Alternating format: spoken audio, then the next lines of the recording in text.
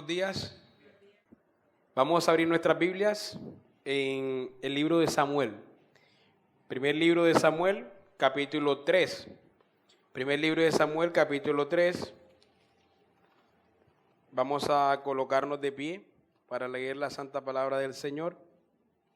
Primera de Samuel, primer libro de Samuel, capítulo 3. Y vamos a leer desde el versículo 1 hasta el final. Dice la santa palabra de nuestro Señor. El joven Samuel ministraba a Jehová en presencia de Elí, y la palabra de Jehová escaseaba en aquellos días, y no había visión con frecuencia.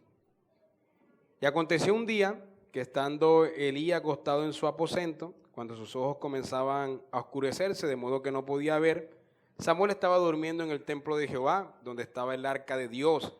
Y antes que la lámpara de Dios fuese apagada, Jehová llamó a Samuel, y él respondió: heme aquí.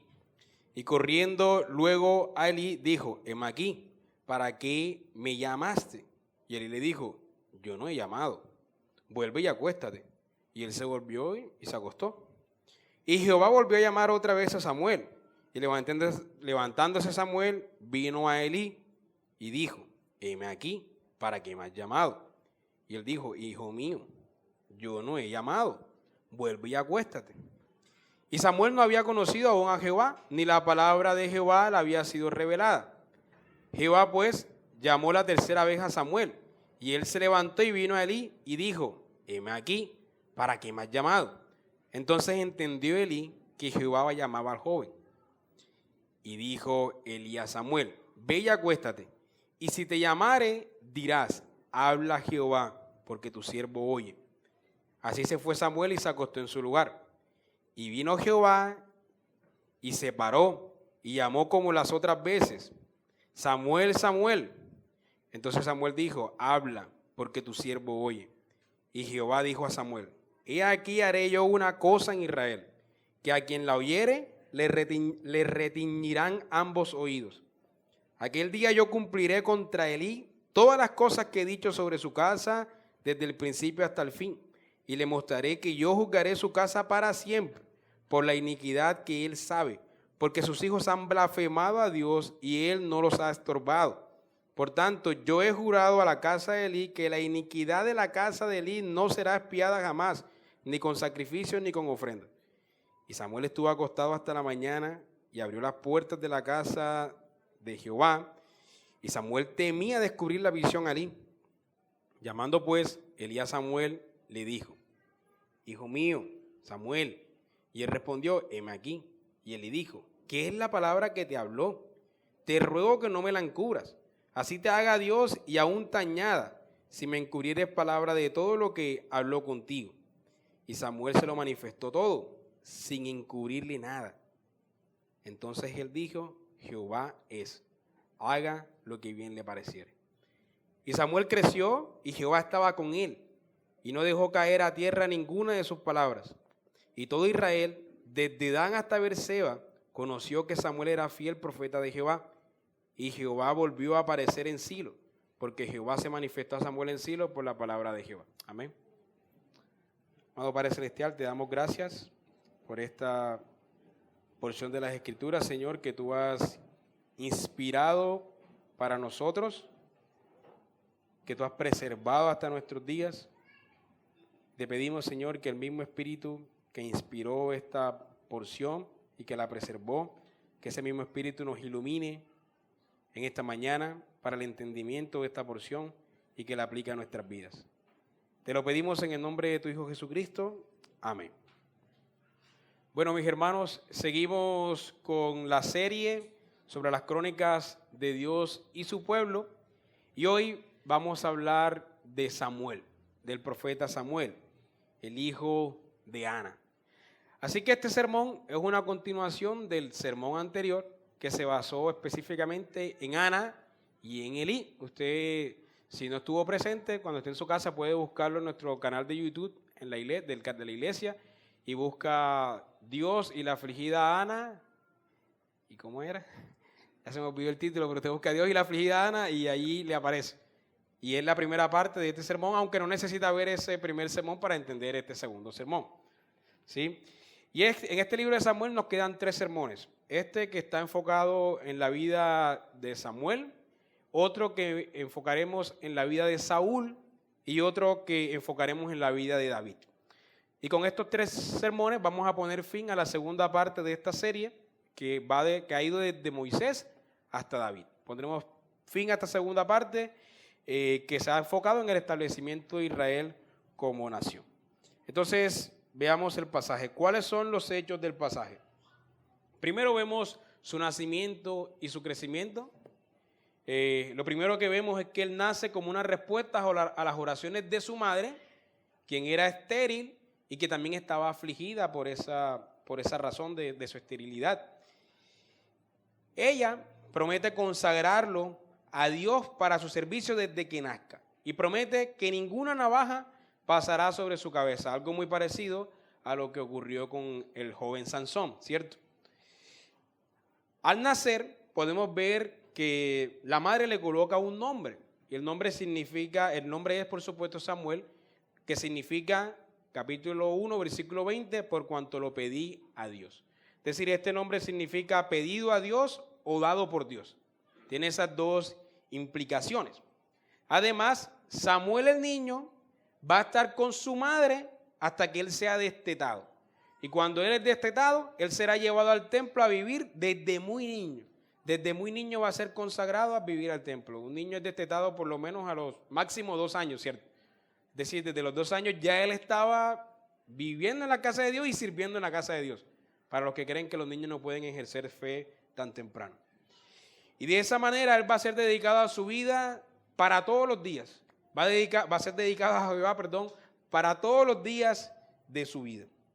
Y luego vemos que la persona de Samuel va a ser contrastada con Elí y con los hijos de Elí.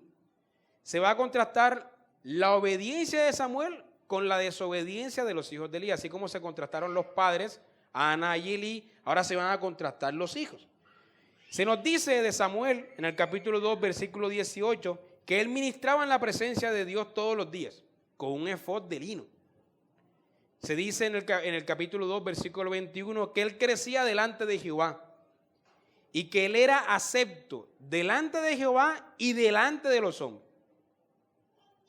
Era reconocido por los hombres como un profeta fiel a Dios y era acepto para Dios y para los hombres. Pero a la vez, de los hijos de Elí, se nos dice que van a ser desechados por su desobediencia, porque hacían lo malo ante los ojos de Jehová y ante los ojos del pueblo. Así que otro va a tomar el lugar de Elí en el sacerdocio. No serán sus hijos quienes tomen ese oficio. Por supuesto que tampoco va a ser Samuel, porque Samuel no es sacerdote, Samuel es profeta.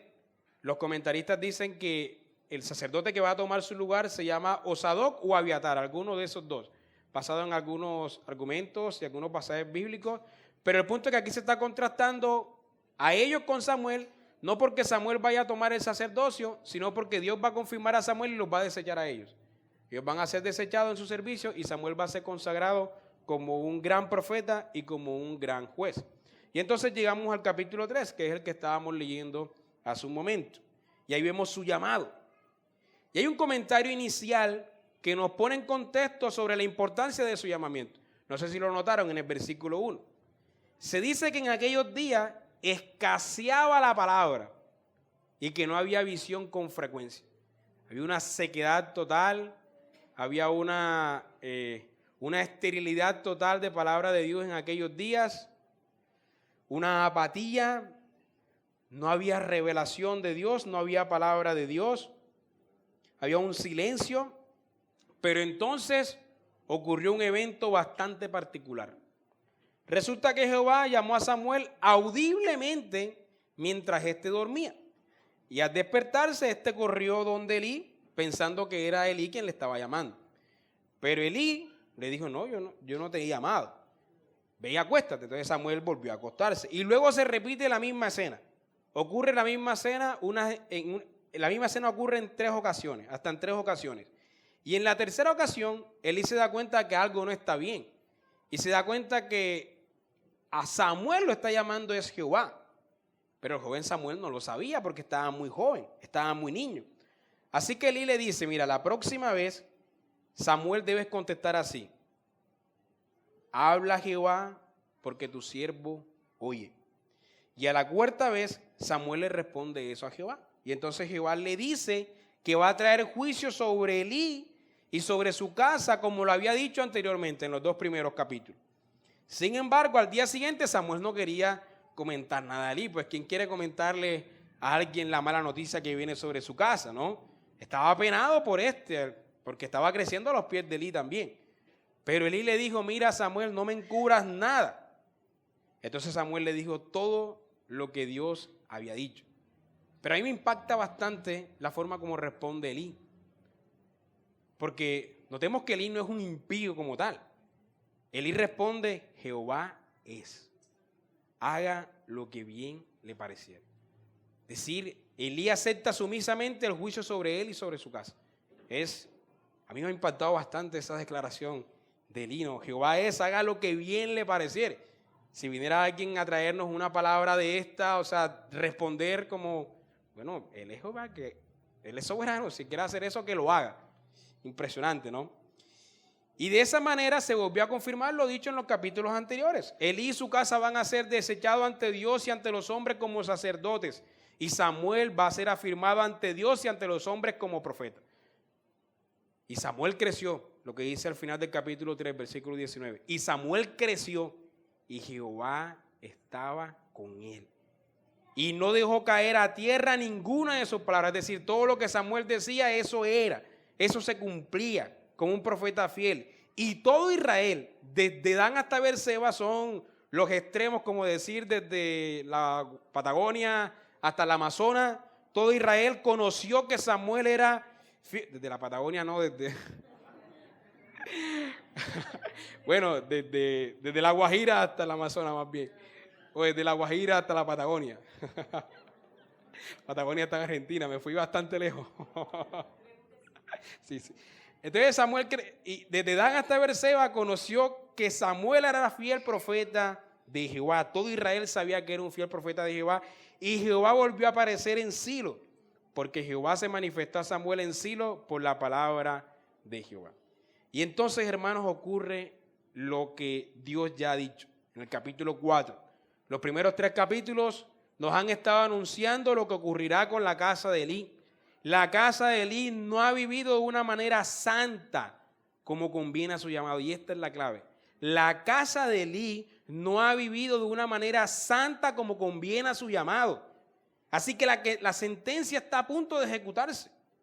Resulta que iba a haber una batalla, había una batalla en ese momento entre los israelitas y los filisteos. Y los filisteos estaban ganando la batalla. Ante esa derrota, el pueblo dice, traigan el arca del pacto, porque si el arca del pacto está entre nosotros, venceremos.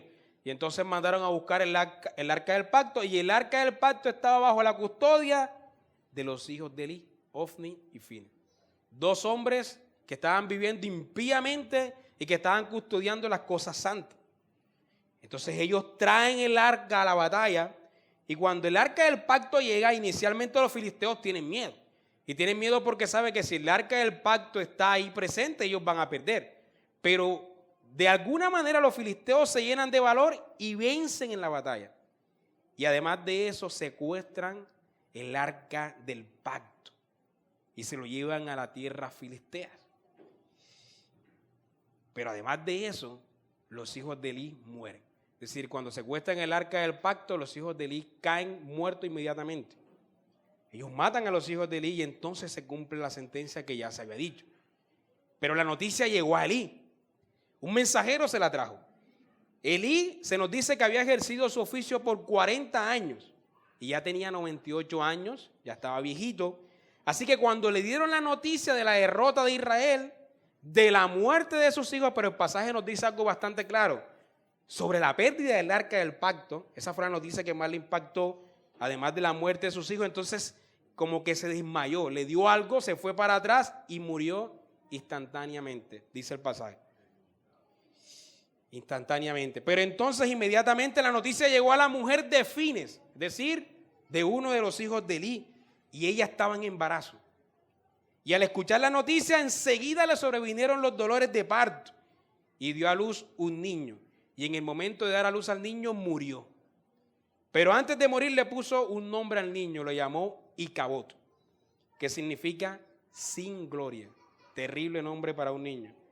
Es decir, la gloria se ha ido de Israel por la pérdida del arca, pero además la gloria se ha ido de la casa de Elí por los pecados de sus hijos. Terrible juicio. Y de esa manera, hermanos, en el capítulo 4 se cumple el juicio que Jehová había anunciado anteriormente sobre la casa de Elí. Terrible juicio.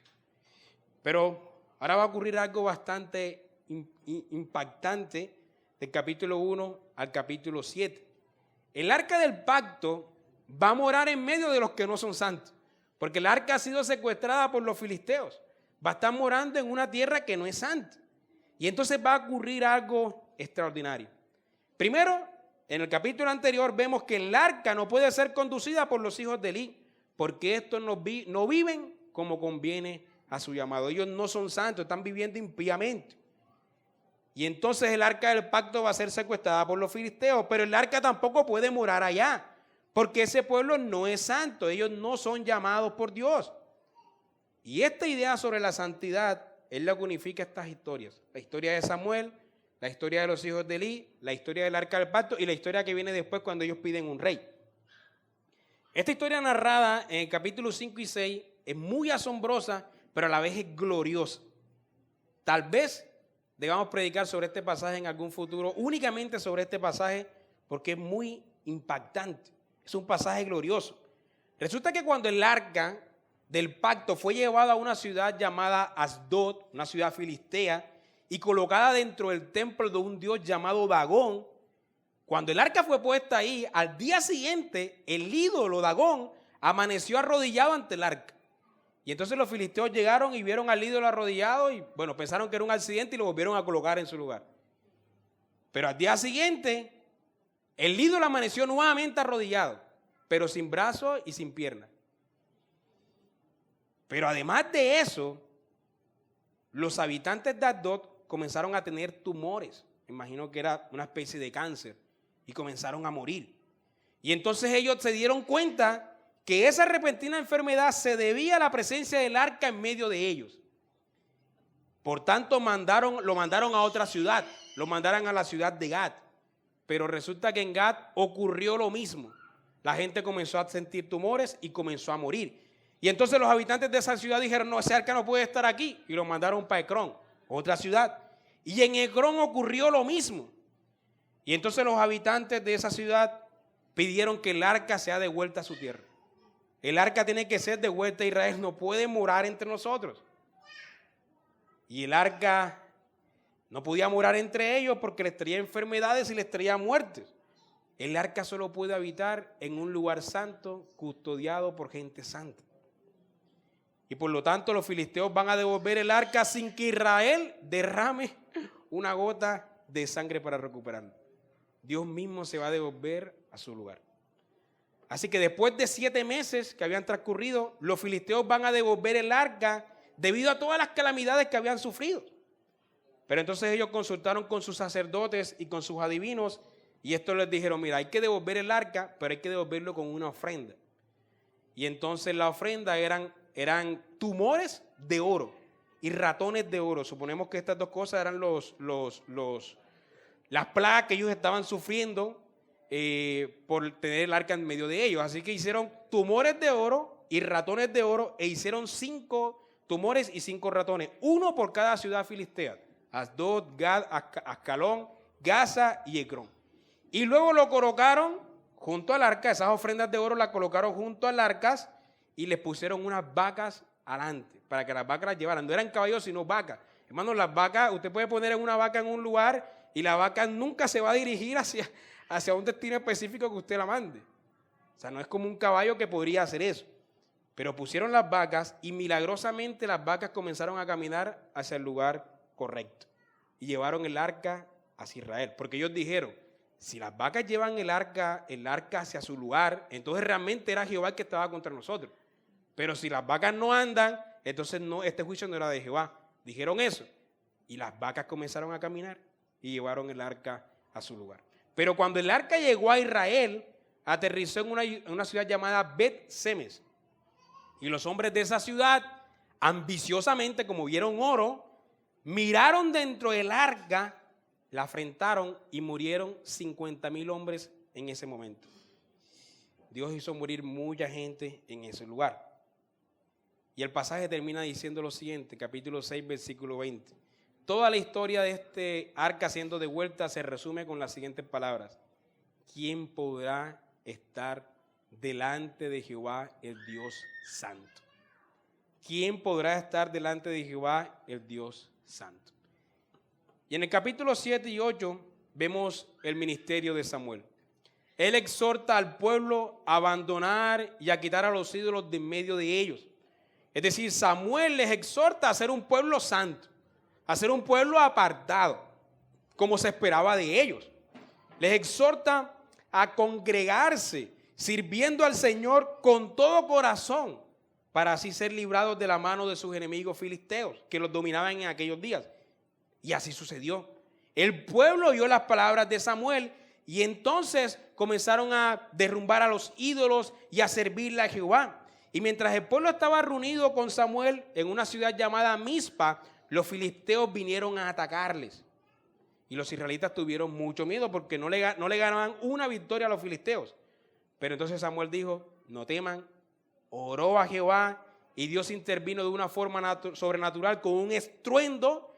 Y entonces los filisteos se llenaron de temor y los israelitas se llenaron de valor a la vez y pelearon y ganaron esa batalla. Y en ese día fueron liberados de las manos de los filisteos y recuperaron los terrenos que habían perdido. Porque las ciudades de Gat y las ciudades de Cron, que estaban siendo habitadas por los filisteos, eran ciudades israelitas.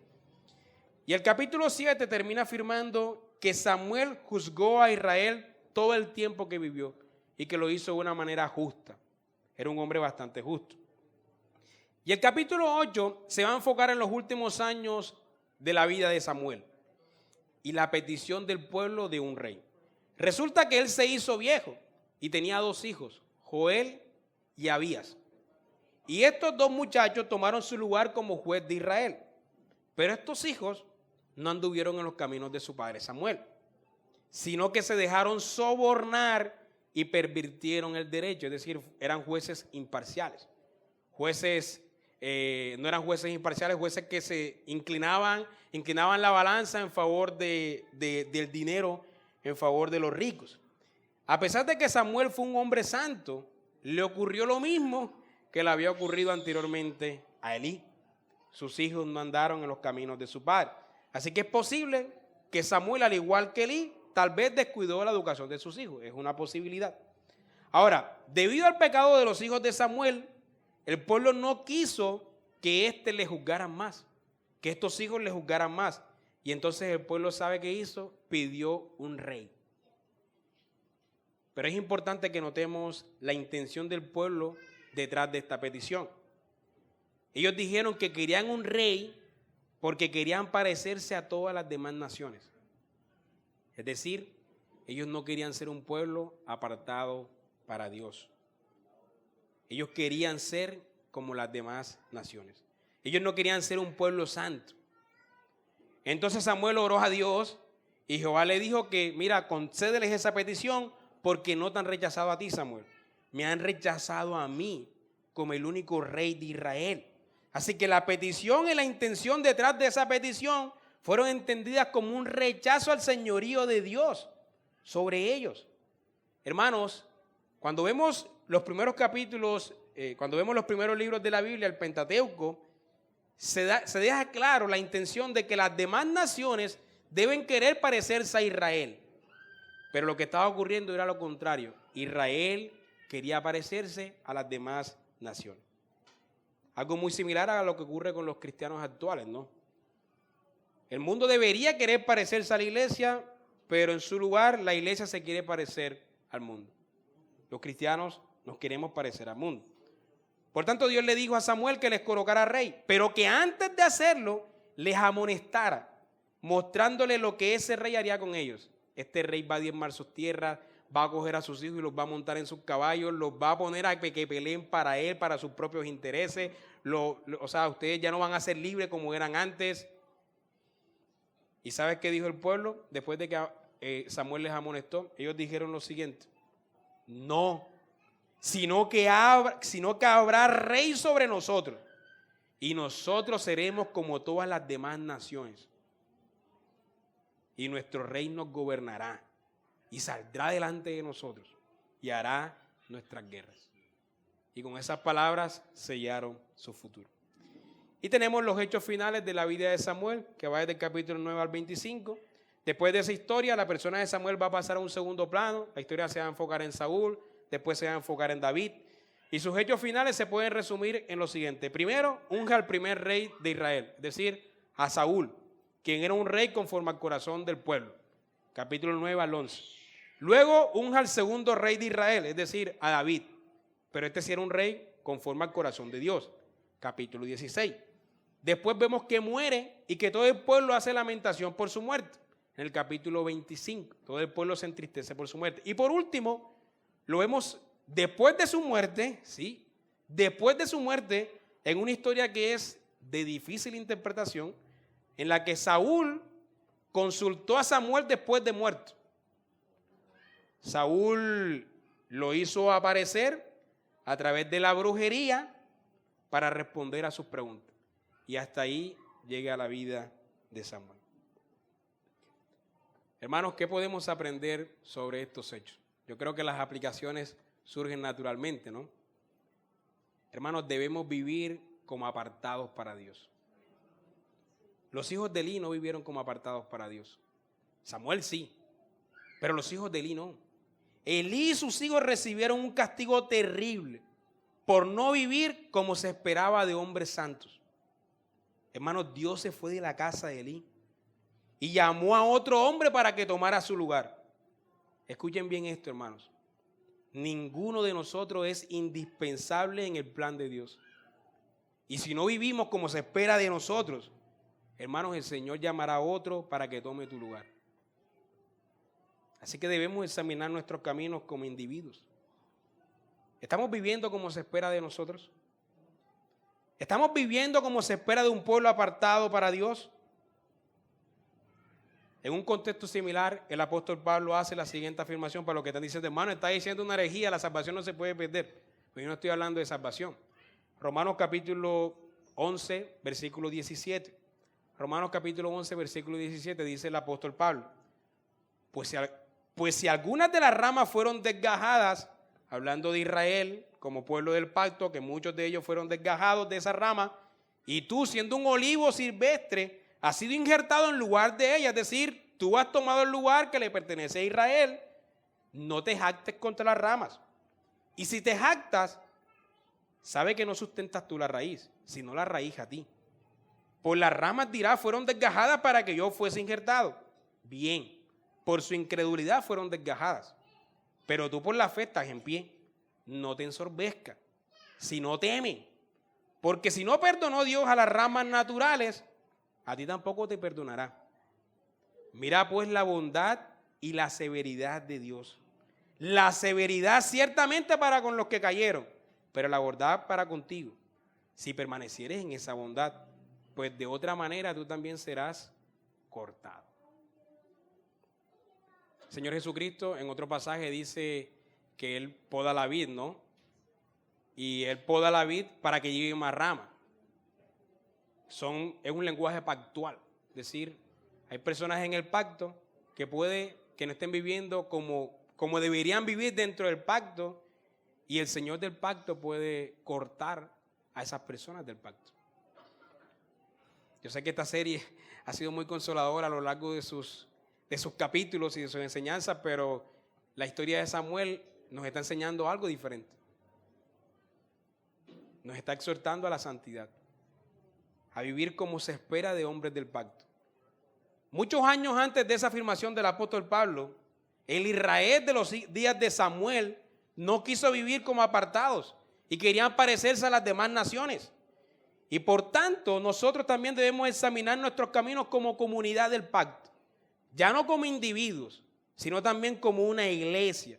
No solamente nuestros caminos individuales, sino también nuestro camino comunitario como una iglesia. Hermanos, ¿queremos ser una iglesia santa o queremos parecernos al mundo?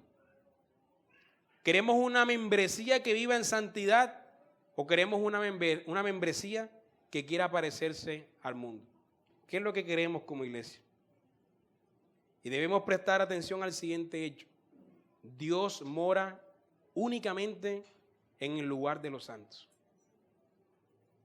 Y si en el lugar de los santos no hay gente viviendo en santidad, o Dios no mora ahí o Dios corta a esas personas. Yo no quiero decir con esto que Dios no sea omnipresente. Su presencia está incluso en el infierno, en el juicio contra el pecador. Pero lo que se quiere decir aquí es que su presencia especial está únicamente con su pueblo pactual que vive en santidad. Y este pueblo debe vivir como un pueblo apartado para él. Eso es lo que vemos del arca en una tierra que no es santa, ¿no? Y otro aspecto en este punto en el que debemos meditar es la relación entre la santidad y la libertad cristiana.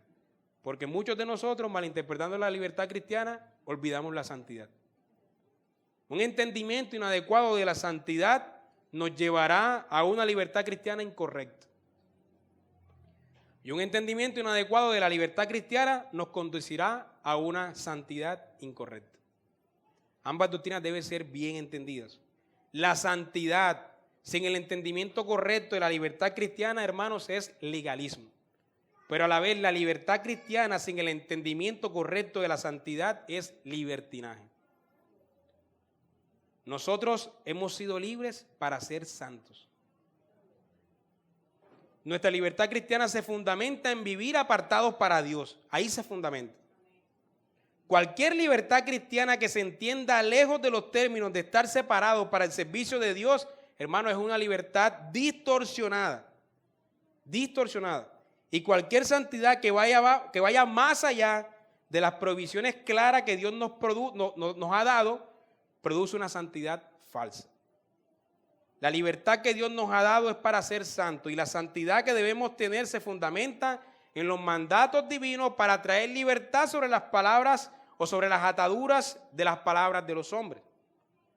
Si en el ejercicio de mi libertad cristiana, óigase bien, si en el ejercicio de mi libertad cristiana, esta libertad entre comillas, me conduce a una acción en la que vivo como si no fuese un hombre o una mujer apartada para Dios, entonces tengo que examinar mi concepto de libertad cristiana. Voy a repetir esto. Si en el ejercicio de mi libertad cristiana, esta libertad, entre comillas, me conduce a una acción en la que vivo como si no fuese un hombre o una mujer apartado para Dios, entonces tengo que examinar mi concepto de libertad cristiana porque es un concepto falso. Te estás engañando, mi hermano. De la misma manera, si en mi vida de santidad vivo de una manera que pongo cargas más allá de los mandatos divinos, esclavizándome a la palabra de los hombres, entonces reduzco mi libertad cristiana y entonces debo evaluar mi concepto de santidad, porque es un concepto errado. Eso lo podemos aprender en primer lugar. En segundo lugar, hermanos, debemos vivir en la libertad que Dios ganó para nosotros. Debemos vivir en la libertad que Dios ganó para nosotros. El pueblo de Israel había sido libertado primero de Egipto. Fueron libertados de Egipto, ya estudiamos eso. Y luego una y otra vez fueron libertados de los pueblos cananeos en la época de los jueces. Hasta aquí todavía estamos en la época de los jueces y hemos visto una y otra vez cómo Dios liberta a este pueblo. Ellos fueron libertados ¿para qué? Para vivir para Dios. Para vivir como un pueblo del pacto, como un pueblo apartado. Siempre se deja claro eso. Yo soy Jehová tu Dios que te saqué de la tierra de Egipto. No tendrás dioses ajenos delante de mí. No te harás imagen. No tomarás mi nombre en vano. Guardarás el día de reposo, etcétera, etcétera. Pero lo peor es que posteriormente, en lugar de querer vivir en la libertad que Dios había ganado para ellos y querer vivir únicamente bajo el señorío de Dios, ellos quisieron tener reyes que se enseñorearan de ellos como los tenían las demás naciones. y quisieron entregarse a los dioses de los paganos. Mire, cuando Dios les dio esa tierra, les dijo, eliminen todo lo que está en esa tierra. ¿Por qué? Porque si ustedes no eliminan todo lo que está en esa tierra, eso que está ahí, esos hombres les van a conducir al pecado. Las malas conversaciones corrompen las buenas costumbres. Esos hombres los van a conducir al pecado. Ustedes se van a casar con las hijas de esos hombres. Y las hijas de esos hombres, los hijos de esos hombres se van a casar con sus hijas. Y se van a mezclar. Y entonces poco a poco van a abandonar a Israel y se van a entregar a esos ídolos. Y se van a entregar a esas prácticas sexuales incorrectas. Y entonces van a alejarse de Dios y van a ser un pueblo que no son santos. Por eso deben eliminar todo eso. Pero el pueblo no lo hizo. Y en su libertad cristiana prefirieron hacerlos súbditos. Que no los eliminaron, sino que los hicieron súbditos en su libertad. En su libertad también pidieron rey para ellos, que gobernara sobre ellos porque querían parecerse a las demás naciones. Entonces, en lugar de ser un pueblo apartado y libre verdaderamente, quisieron ser un pueblo como las demás naciones y tener reyes humanos que se enseñorearan sobre ellos. Es decir, usaron su libertad para esclavizarse. Usaron su libertad para entregarse al pecado. Eso mismo pasa con frecuencia con nosotros. Eso mismo nos pasa con frecuencia a nosotros. En lugar de vivir bajo el estatus de apartados y de santos y de eliminar de nuestras vidas todo lo que nos conduzca al pecado, que eliminemos de nuestras vidas todo lo que nos conduzca al pecado, queremos retenerlo porque decimos, no, podemos retener eso por un tiempo, ¿no? Eso se puede retener, eso no me afecta. Entonces queremos retener esos vestigios pecaminosos y luego queremos parecernos al mundo. En lugar de vivir en la libertad que Dios ganó para nosotros y servirle a Él, queremos esclavizarnos al pecado. Queremos esclavizarnos a los hombres y queremos esclavizarnos al mundo. Queremos esclavizarnos a nuestras inclinaciones pecaminosas y a otros hombres. Y luego le llamamos a eso libertad cristiana. Israel en su libertad pidió un rey que se enseñoreara sobre ellos. Y nosotros en nuestra libertad, entre comillas, queremos que el pecado y otros hombres se enseñoreen de nosotros. Entonces usamos nuestra libertad para esclavizarlos. Es decir, solemos usar nuestra libertad para abandonar la santidad. Para abandonar el hecho de que somos hombres apartados. Por tanto, hermanos, en esta mañana debemos reflexionar sobre nuestro caminar. La libertad que Dios nos ha dado es para vivir como santos, no para esclavizarnos al pecado. La libertad que Dios nos ha dado es para vivir como santos, como conviene a nuestro llamamiento santo, y no para entregarnos al pecado. ¿Cómo esta historia nos muestra a Cristo y cómo nos muestra el Evangelio? Hermanos, ya vimos que Samuel era juez y profeta, tenía doble oficio. Juez y profeta. Cristo es el verdadero juez que juzga con verdadera justicia al pueblo. Ese es un juez justo. Pero además Él es el verdadero profeta que comunica la palabra de Dios con veracidad. Así como escaseaba la palabra en los días de Samuel, ¿cierto? Escaseaba la palabra, dice antes de su llamado, no había visión con frecuencia.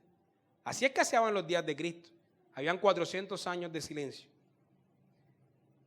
Y así también escaseaba la administración de la justicia. En los días de Samuel escaseaba la administración de la justicia y en los días de Cristo también. Son hombres que aparecen en un contexto específico que necesita de esos hombres. En este caso, de nuestro Cristo, que es hombre y Dios. Aparece en un contexto en el que no hay palabra profética, no hay profeta, hay un silencio atronador por 400 años. Y ahí cuando hay hambre, ahí aparece el Cristo, para comunicar la palabra de Dios, para impartir justicia y para morir por nosotros. También vemos que Samuel el niño nace de forma sobrenatural como respuesta a la oración de una mujer estéril para traer gozo en medio de la aflicción de ella. Y el pueblo también, porque todo el pueblo recibió gozo en medio de esa aflicción, en medio de esa esclavitud que tenían, hacia los filisteos.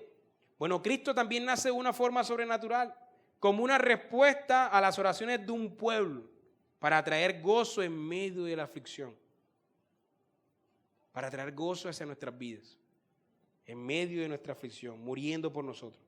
Samuel intercede en bienestar del pueblo y Cristo también intercede en bienestar del pueblo. Dios trae liberación a Israel por medio de la oración y del ministerio de Samuel. Y Dios va a traer liberación a su pueblo por medio de la oración y ministerio de Cristo. Pero hay otro punto que me impacta bastante sobre cómo Samuel nos muestra a Cristo. Hermanos, el pueblo, recordemos, rechazó a Samuel porque querían un rey. Y cuando se rechazan a Samuel, Samuel siente que él ha sido rechazado. Pero Dios le dice, no, tú no has sido rechazado.